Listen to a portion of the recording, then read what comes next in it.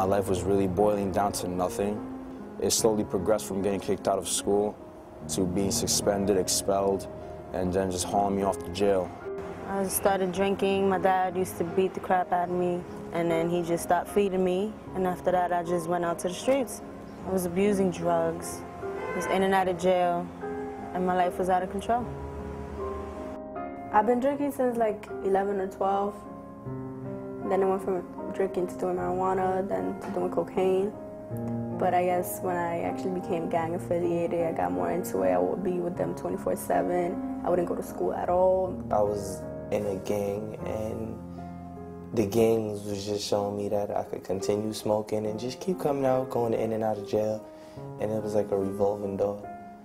Every year, over 50,000 juveniles are arrested in New York. Alcohol and drug abuse is usually at the root of their problems.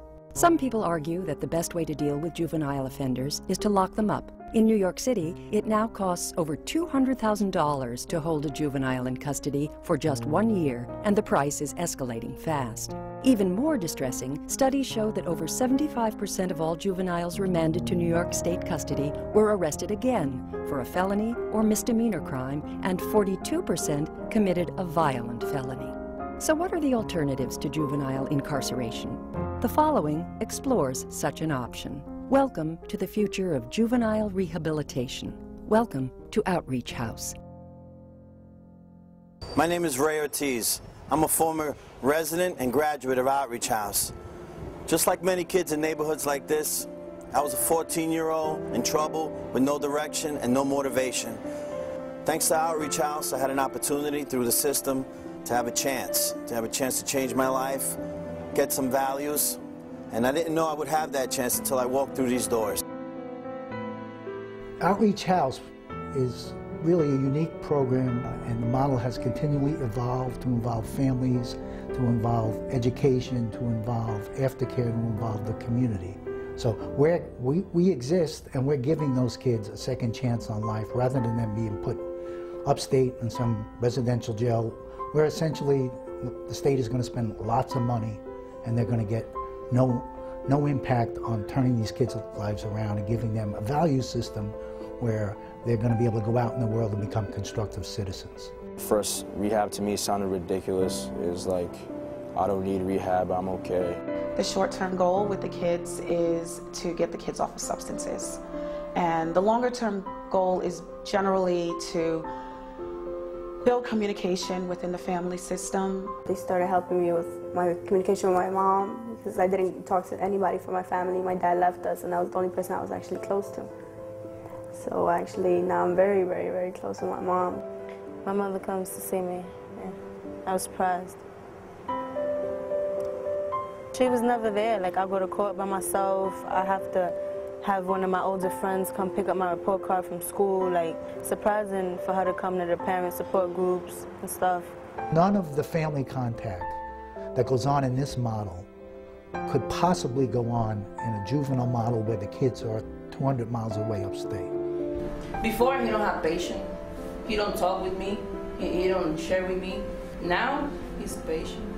Please, Mom, can we do this? He's so sad. I don't know how to explain it. No. I'm so happy.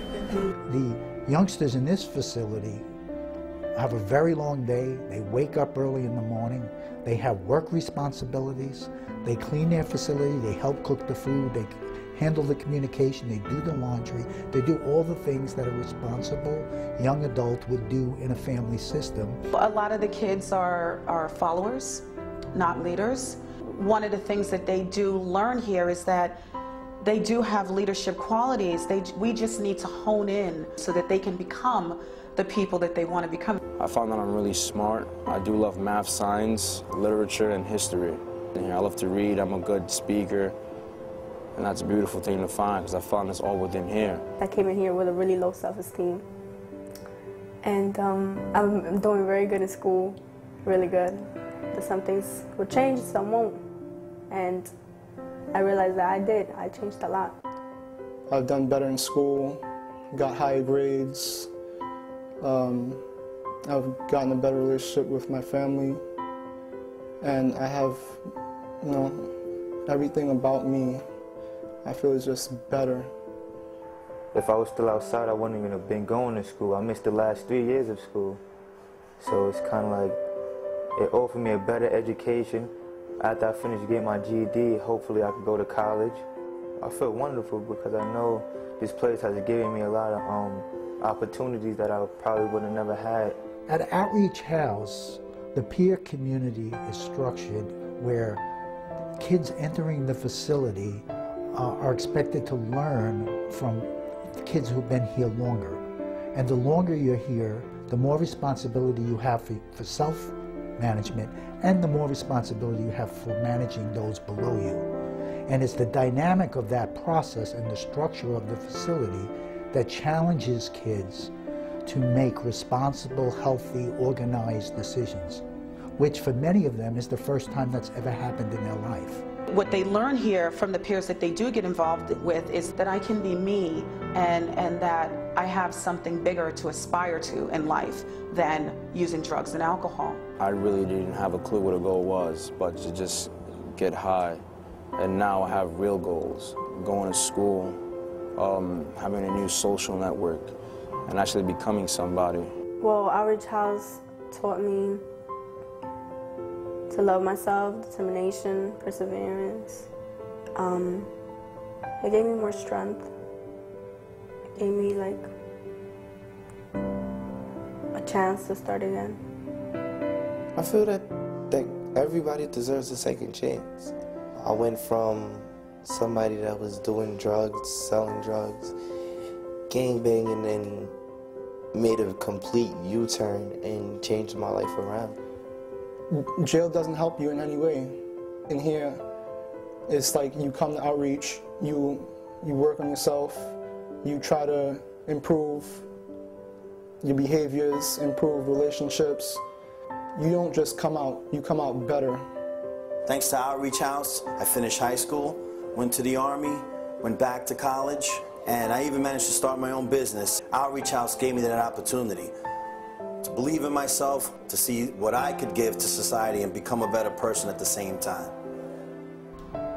I think that every child deserves a chance, and I think that every family deserves a chance to change. I just don't think that incarceration is an option.